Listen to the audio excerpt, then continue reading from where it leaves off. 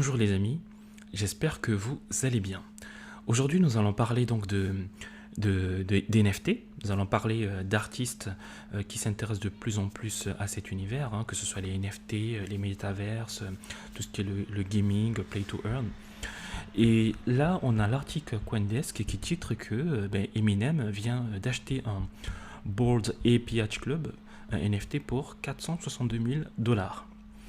Donc nous avons de plus en plus d'artistes qui s'intéressent, on va dire, à cet univers donc des NFT, des métaverses. Je pense aussi à, par exemple, à Snoop Dogg, vous vous rappelez, qui a eu acheté des lands, donc des terres dans des plateformes de métaverses.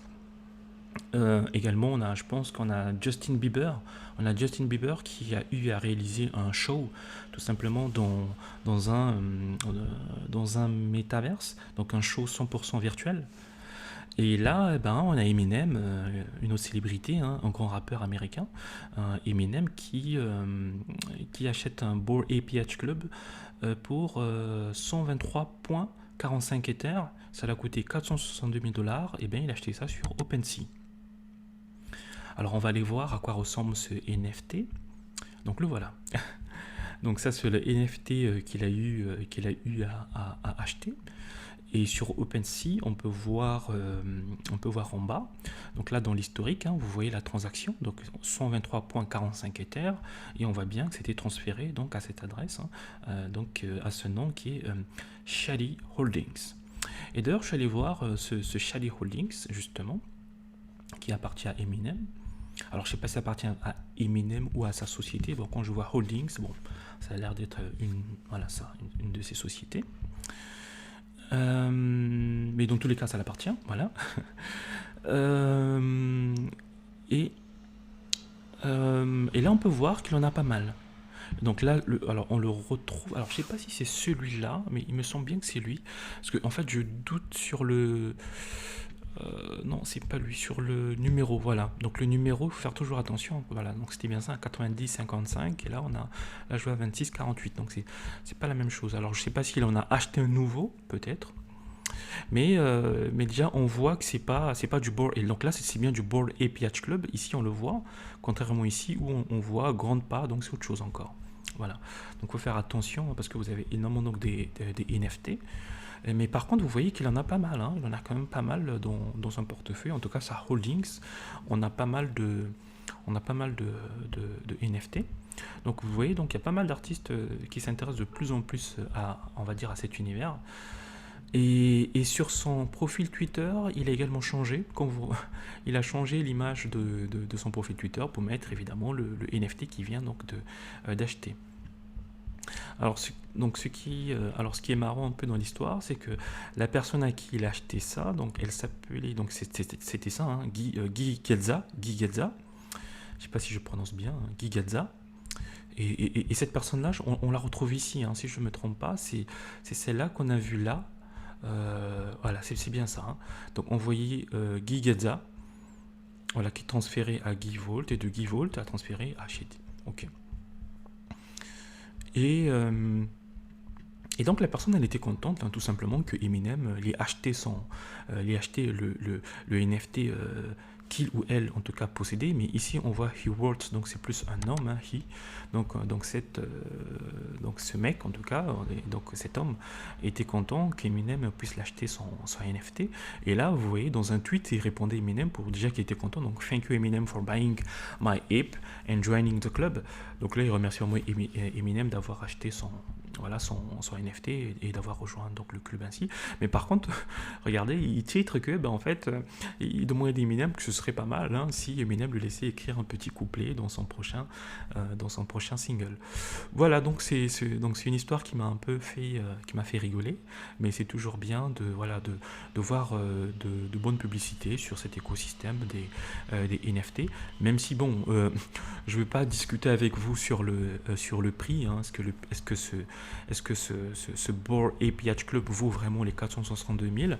Bon, là, je vous laisse en juger.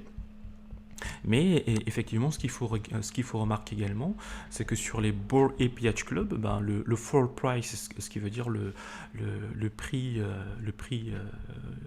moyen, hein, c'est-à-dire le prix de base, ben, le prix de base en réalité est de 70 Ethers.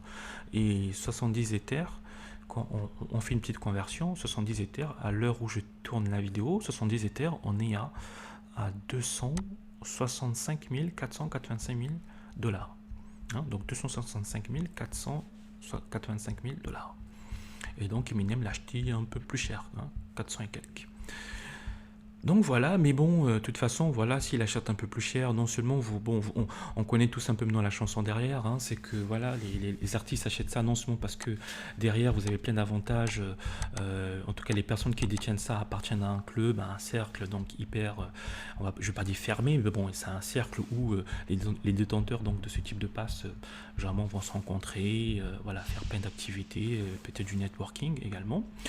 Mais également, mis à part cela, je pense qu'il y a également un côté spéculation qui fait que bon, ça prendra de la valeur et sûrement il pourra peut-être le revendre 2, 3, 4 fois, 5, 6 fois plus cher.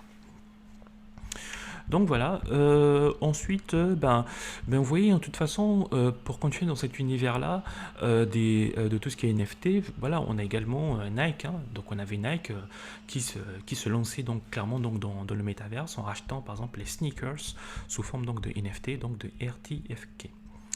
Hein, donc on a également, voilà, donc là on a Nike qui s'intéresse à ça, donc à ce monde donc du métaverse, des NFT. On a également, juste pour rappel, hein, on avait également Dolce Gabbana. On avait Dolce Gabbana qui lançait aussi sa collection donc de NFT.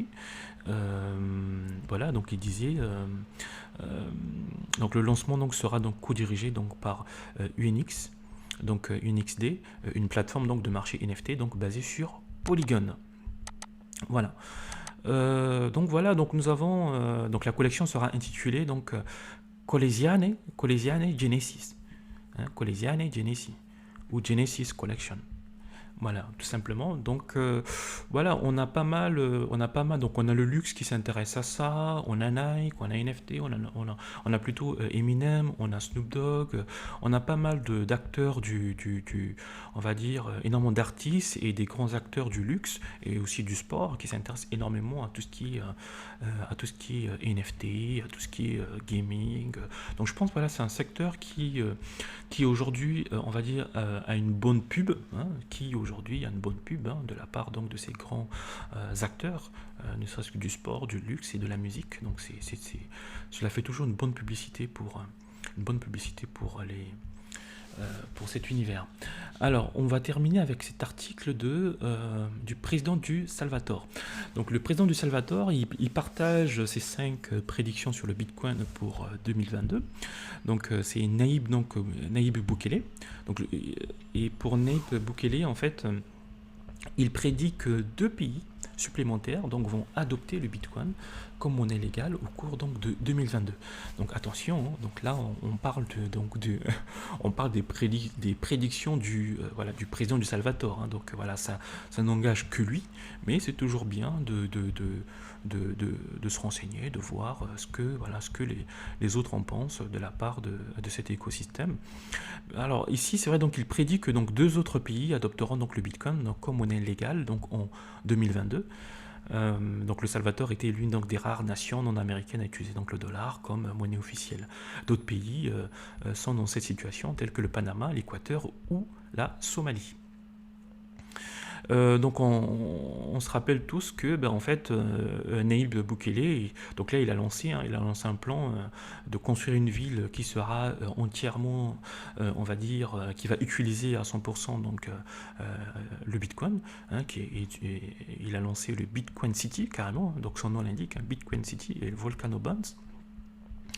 Voilà, donc ce sera une ville entièrement donc fonctionnelle avec des zones résidentielles, des centres commerciaux, des restaurants, un port, et tout tournera autour donc du Bitcoin, tout simplement. Donc ça me fait également penser à vous rappeler hein, à l'initiative donc de Akon avec le Akon qu'il lance également au Sénégal. Il aimerait également créer une ville dédiée 100%. Alors ça c'est pas une ville 100% non plus à la blockchain et à la crypto-monnaie, mais en tout cas c'est une ville qui va utiliser, on va dire, dans une dans la plus grande majorité, on va dire, sa crypto-monnaie, hein, des coins qu'il appelait le eCoin. Donc là, voilà, c'est une similitude de la part donc de la part de cette initiative du président et de ce que Akon également essaie de faire un peu en Afrique. Pour finir la prédiction, eh ben, Bukele prédit également donc, que le Bitcoin atteindra symboliquement 6 chiffres en dépassant la barre des 100 000 $.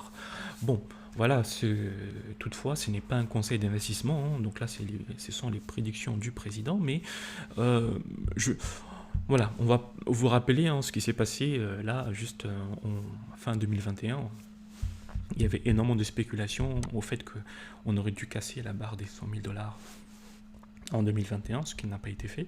Donc voilà, c'est une des prédictions. Donc les prédictions sont là, voilà, chacun donnera toujours son avis, mais voilà, une fois de plus, faisons nos propres recherches et voilà. Et bien évidemment, le FMI et JP Morgan ne partagent pas la même vision. Ben voyons. Donc là, ce sera sans commentaire.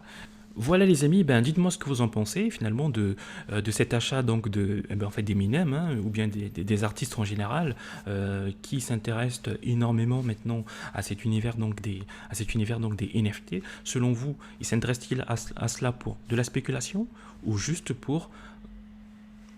réellement parce qu'ils veulent promouvoir cet écosystème? Le fait qu'on ait des grands acteurs donc du luxe ou du sport qui s'intéressent également à tout ce qui est métaverse, gaming, play to earn ou voilà simple spéculation ou également c'est pour également participer donc à l'évolution de cet écosystème. Allez, c'était tout pour moi et bonne fin de week-end et bonne semaine à tous. Au revoir.